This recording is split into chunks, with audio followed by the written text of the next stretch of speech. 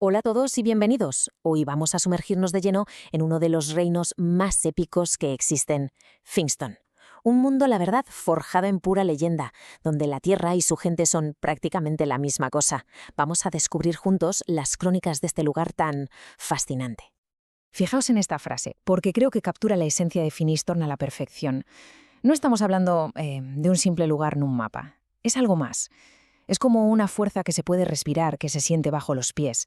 Un carácter que literalmente está forjado en la roca. Vale, para entender de verdad el alma de este reino, tenemos que empezar por lo más básico, por sus cimientos.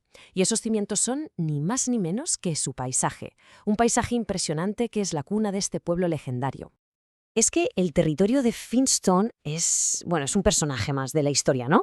Pensemos en ello, las montañas blancas no son solo montañas, actúan como guardianes eternos. Los ríos, sus ríos no solo llevan agua, rugen, son como heraldos del destino. Y luego están los bosques, donde dicen que la luz que se filtra entre los árboles es el mismísimo resplandor del coraje. Al final, es una geografía que exige, que moldea y que, claro, acaba forjando a un pueblo indomable.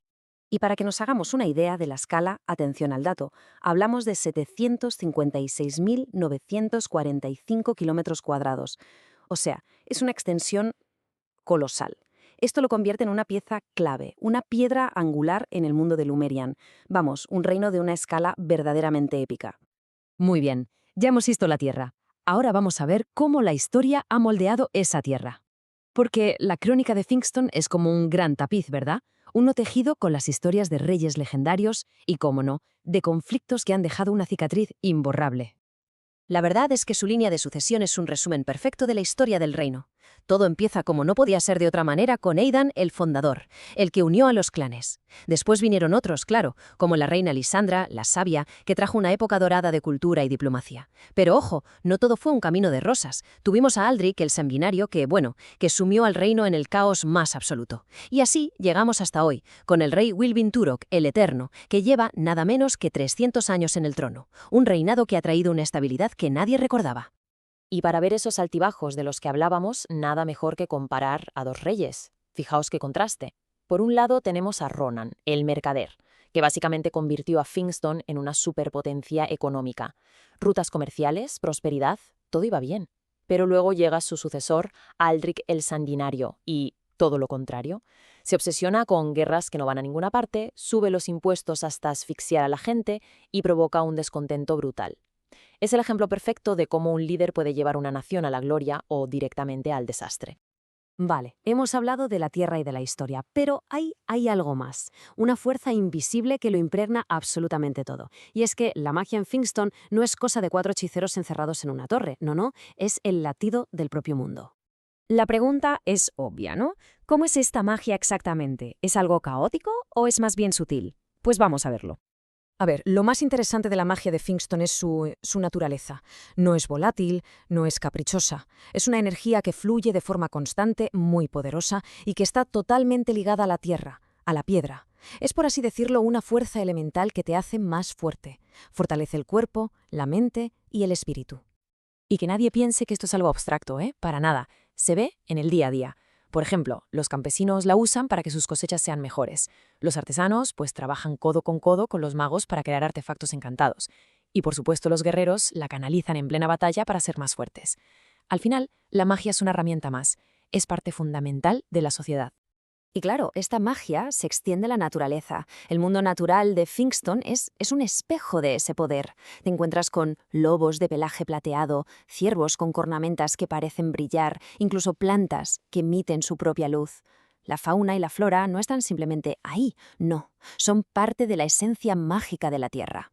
Entonces, si juntamos todo esto que hemos visto, la Tierra, la historia, la magia, ¿a dónde nos lleva? Pues nos lleva al verdadero corazón del reino, su gente.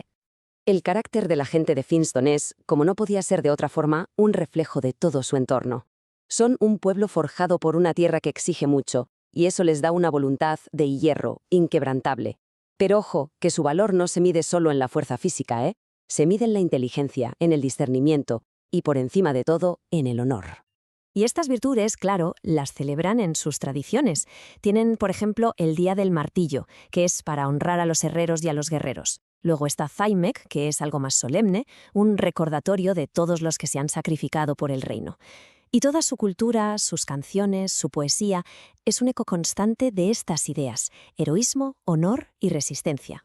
Y todos estos elementos, todas estas facetas del reino, confluyen en un solo punto. Un lugar que es el corazón latiente de Fingston, su capital, Santillar. Solo con verla ya te das cuenta de todo. Su arquitectura habla por sí sola. Es una fortaleza imponente, con unas murallas de granito y obsidiana y unas torres que parece que nacen de la propia montaña. Santillar no es solo una ciudad, es toda una declaración de intenciones, de fuerza y de resistencia. Pero luego entras y esa dureza exterior se mezcla con una belleza inesperada. Te encuentras patios con fuentes de cristal, con estatuas de héroes de la antigüedad que parecen vigilar a la gente. Es un recordatorio constante del legado sobre el que se construye su presente.